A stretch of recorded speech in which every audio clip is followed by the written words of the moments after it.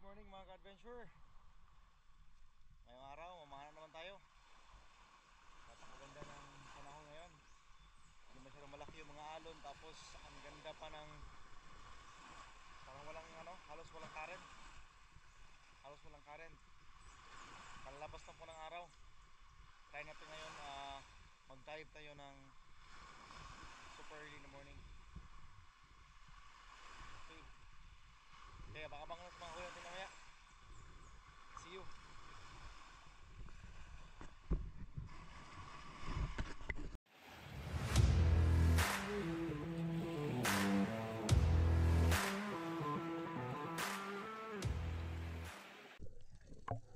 Balik kayang pagbalik sa aking channel mga ka-adventure. Kuya Nono for Fishing Adventure. Ito ang first dive natin ngayong araw. Ito, nasa shallow water lang tayo kasi first dive ito. Kailangan nating mag-warm up bago tayo sumalang doon sa malalalim na parte ng dagat.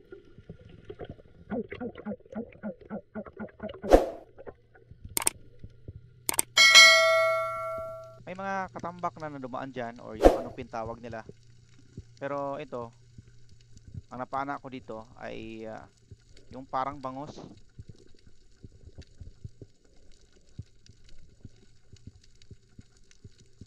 Ayan. O, ito yan na. Yan yung banak tawag sa amin dyan. Ayun, sa pool. Hindi masyadong malaki yan pero mga nasa kalahating kilo na yan.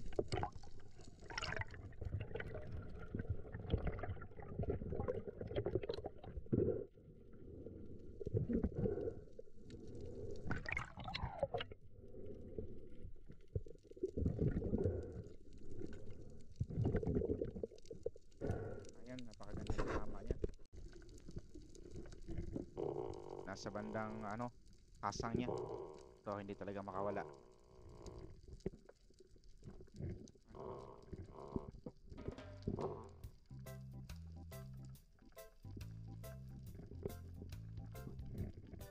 Kung napapansin nyo sa mga video ko, dito talaga ako madalas nagda-dive sa area na to kasi napakaraming pirates na dumadaan dito. Yung mga Diamond Valley. Ayan, nakita. Tamaan ko agad. Kababa pa lang ako, nakita ko na siya. Halos sasalubong na sa akin.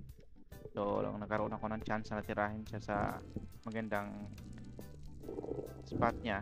Ayun, natira ko. Spine shot natin siya. And good shot. So hindi na na-struggle ng malakas.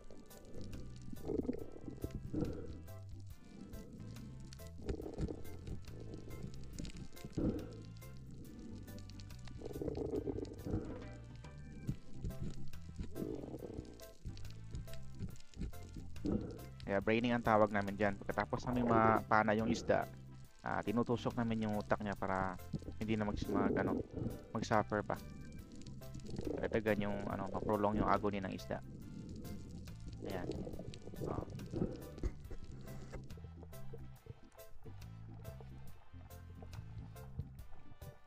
Dito madalas ako nakapana ng tangigi sa area na to. Hindi man tangigi, yung mga malalapad na batfish. Yan yun, pakita sa akin yung sweet lips. Inanapan ko ng magandang angle para matira ko ng sure. Ayun na, natamaan ko. Hindi siya good holding shot, pero nakuha pa rin natin. Malapit kang mabitas. Malapit kang mapunit. Swerte na lang na nakuha pa rin natin. Kasi parang mahina na yung rubber ko. Yung pana ko hindi na masyadong yung rubber ng pana ko hindi na masyadong malakas. So pag pana ko nasa baba, nasa lower part ng isda na tamaan. Ito yung maganda sa spearfishing kasi pag wala tayong ulam, spearfishing lang tayo, may ulam ka na. Pag sobra-sobra naman yung huli mo, ayun, may pangbenta ka na. Ito, napakagandang isda. Nasa din to, mga 600 grams. Lampas kalahating kilo to.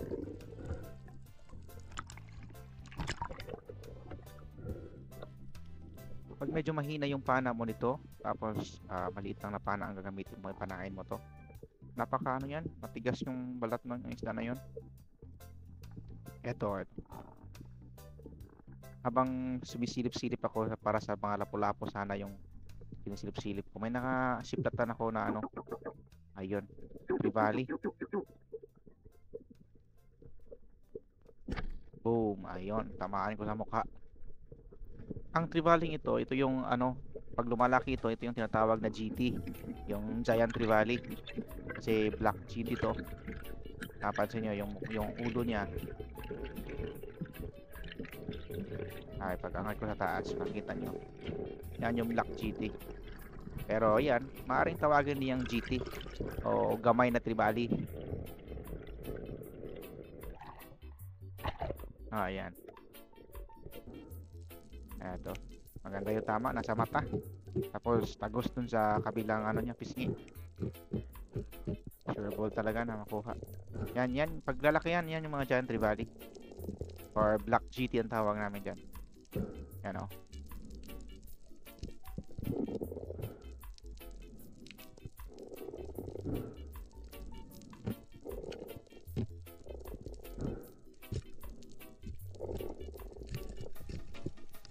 Hindi siya makawala sa flapper ko kasi double yan.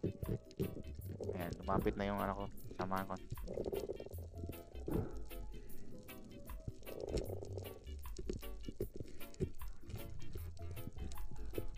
Ayan, tinusok ko yung ulo para mamatay. Pero ano yan, kahit natusok ko ng ulo, matagal niyang namatay. Kahit nasa likod ko na, ano pa rin siya, galaw-galaw pa rin. Sorry, wait. Nakita na ko, kung itawag. Ito yung isda na pag tawagin mo, madalas talaga lumalapit sila.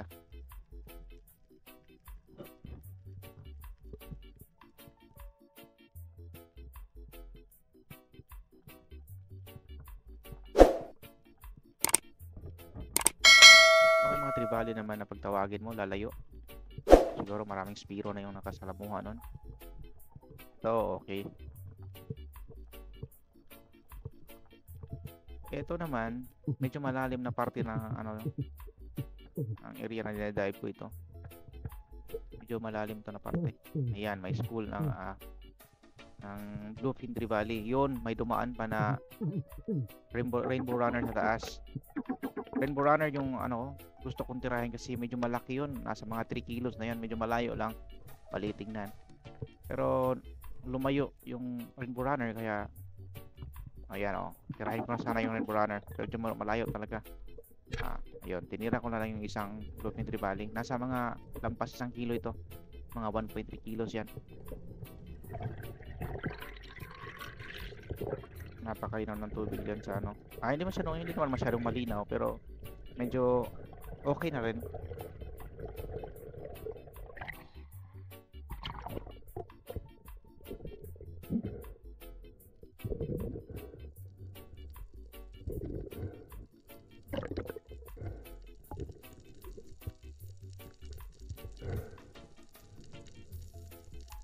Ayun.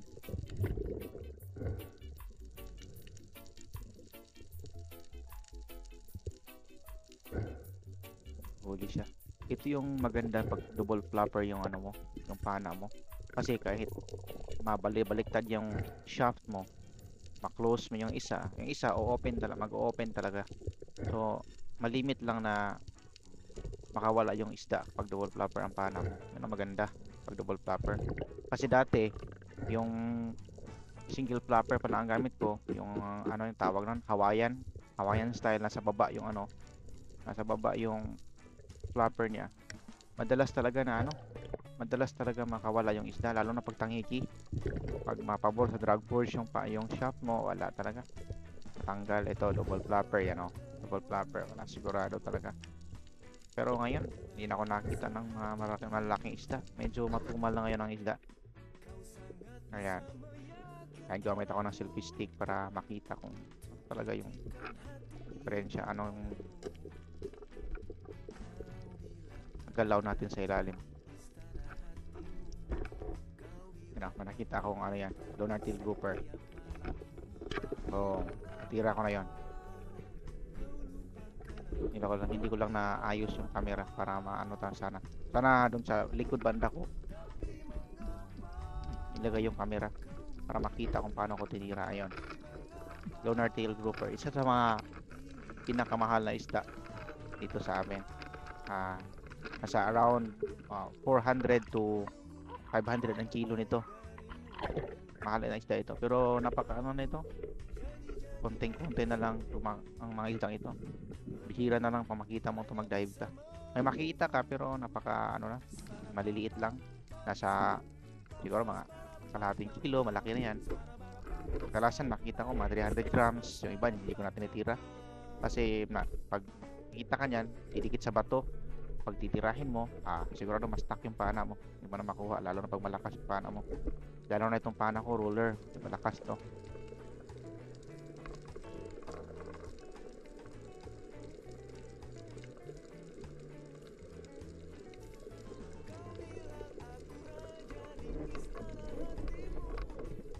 Yan.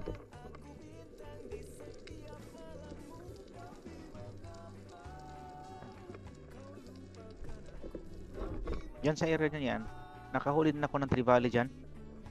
Trevally din nahuli ko ng banda dyan. Mga 5 kilos ata yung nakuha ko dyan. Kaya binalikan ko. Baka may dadaan. Or kahit ang higi man lang.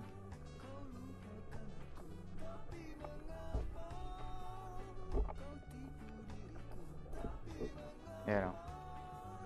Medyo madilim na dyan. Kasi nasa mga alas 4 na ata yan.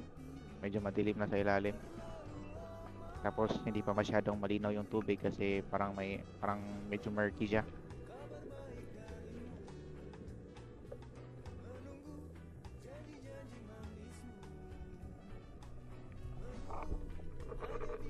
Ayan. Wala tayong nakita kaya agad-agad tayong nag-resurface. Kapag namamana tayo, huwag natin pilitin. Pag hindi na kaya, paas agad. Kasi mahirap na. Siya lang buhay natin. Okay, yan.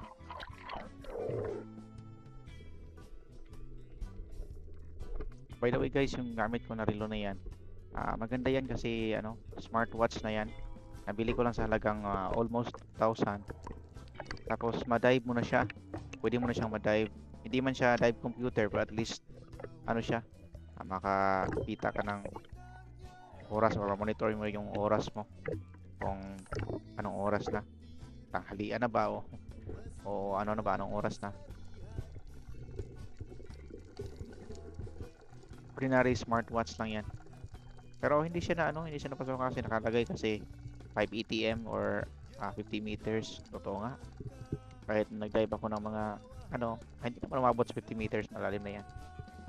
Siguro mga 15 to 20 meters ang dinadive ko. Hindi naman napasok ka ng tubig. Okay siya, narilo. Na-order yan sa Lazada. Ito last dive namin to. Pinahawak ko sa kapatid ko yung camera. Ayan, first dive namin. Diyan, nakakuha din ako ng lapu-lapu dyan. 2 lapu-lapu na nakuha ko sa area na yan. Kaya, try kong sinilip mga alas 5 na ata ang oras na yan. Wala man. Kaya, diretso na kami.